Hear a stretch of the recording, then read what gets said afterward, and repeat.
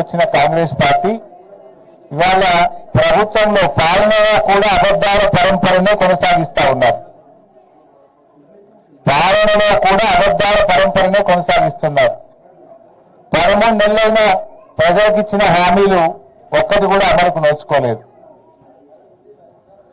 అప్పుడేమో అందరికీ పరిణామం పెడతామన్నారు, ఇప్పుడు అడిగితే పంగనామాలు పెడుతున్నారు.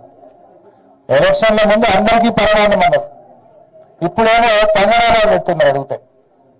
ఇది కాంగ్రెస్ తీరు. ముఖ్యంగా ఇవాళ నేను ఆశ్చర్యానికి లోనైనాను.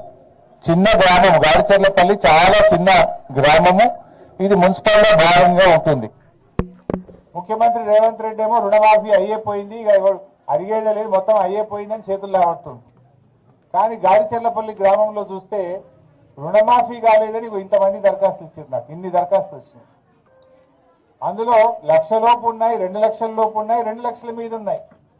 రేవంత్ రెడ్డి ఏమో రుణమాఫీ అయిపోయింది అని హైదరాబాద్లో కూర్చొని మాట్లాడుతున్నాడు. నేను డిమాండ్ చేస్తున్నా రేవంత్ రెడ్డిని, రుణమాఫీ అయిపోయిందని నువ్వు హైదరాబాద్లో కూర్చొని మాట్లాడు కాదు, దమ్ముంటే రా, నా సిద్దిపేటకు రా, ఈ గాడిచెర్లపల్లి గ్రామానికి రా, ఎంతమందికి రుణమాఫీ కాలేదో నేను చూపిస్తా. లేదు నీ సొంత ఊరు కొండారెడ్డిపల్లికి పోదామంటే కూడా పోదాం, అక్కడ కూడా కచీరికాడ కూర్చొని మాట్లాడదాం. నీ సొంత ఊరికి పోదామా, మా గాడిచెర్లపల్లికి వస్తావా చెప్పు. ఇవాళ ఇక్కడ రైతులు చూస్తే ఉదాహరణకు కాసుల రాజు 1,34,000 రూపాయలు అప్పు తీసుకున్నా, నాకు ఇంతవరకు రుణమాఫీ కాలేదని ప్రజాపాలనలో దరఖాస్తు ఇచ్చాడు. అదేవిధంగా కుసుంబ నగేష్, నేను 1,00,000 రూపాయలు అప్పు తీసుకున్నా, నాకు కాలేదంటున్నాడు.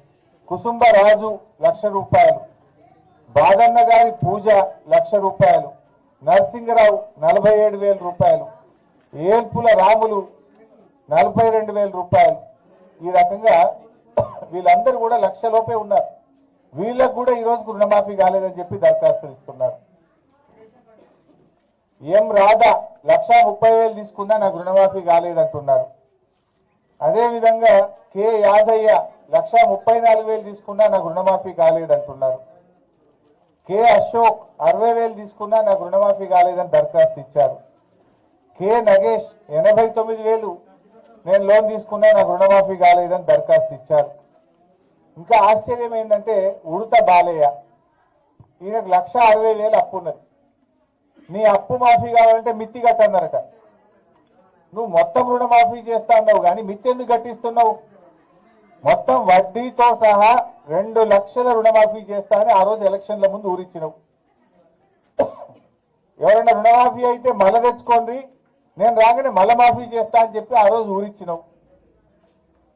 మరి ఉడత బాలయ్యకు 1,60,000 అప్పు ఉంటే మీద మిత్తి 13,000 ఎందుకు కట్టమన్నావు? పాపం ఆయన నమ్మి 13,000 మిత్తి కట్టిండు. ఇయాలటికి ఆ 1,60,000 ఇంకా రుణమాఫీ కాలేదు. అదేవిధంగా ఇదే ఊర్లో మరిజ సుధాకర్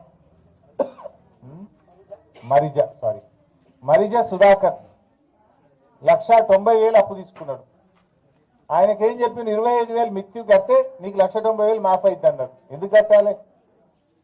నువ్వు వడ్డీతో సహా పూర్తి రుణమాఫీ చేస్తా అని చెప్పి పాక్షిక రుణమాఫీ చేస్తున్నావు. పాపమా సుధాకర్ నమ్మి 25,000 రూపాయలు అప్పుకు తెచ్చి మిత్తి కట్టిండు బ్యాంకులో. కట్టి 6 నెలలు అయింది. ఈ రోజుకు సుధాకర్కు 1,90,000 రుణమాఫీ కాలేదు. ఇట్లా చెప్పుకుంటూ పోతే మోకిడి మోహన్ రావు అట 1,05,000 రూపాయలు, ఈయనకు రుణమాఫీ కాలేదు. సుందు బాలరాజు 57,000 మాఫీ కాలేదు. సిద్ధన్నపేట రాజయ్య 1,60,000 మాఫీ కాలేదు. ఎల్లుపల్లి రాజమల్లు 50,000 మాఫీ కాలేదు. పూసల తిరుపతి 98,000 మాఫీ కాలేదు. కొమ్ము దేవవ్వ 1,30,000 మాఫీ కాలేదు. ఇట్లా ఎంతో మంది, ఇక చెప్పుకుంటూ పోతే చాలా మంది ఉన్నారు. వాస్తవానికి ఇంకా కొంతమంది రేవంత్ రెడ్డి మాట నమ్మి ఆగమైపోయింది. ఈ గాడిచెర్లపల్లి గ్రామంలో సత్తయ్య అనే రైతు, ఆయనకు 2 లక్షల మీద అప్పు ఉన్నది.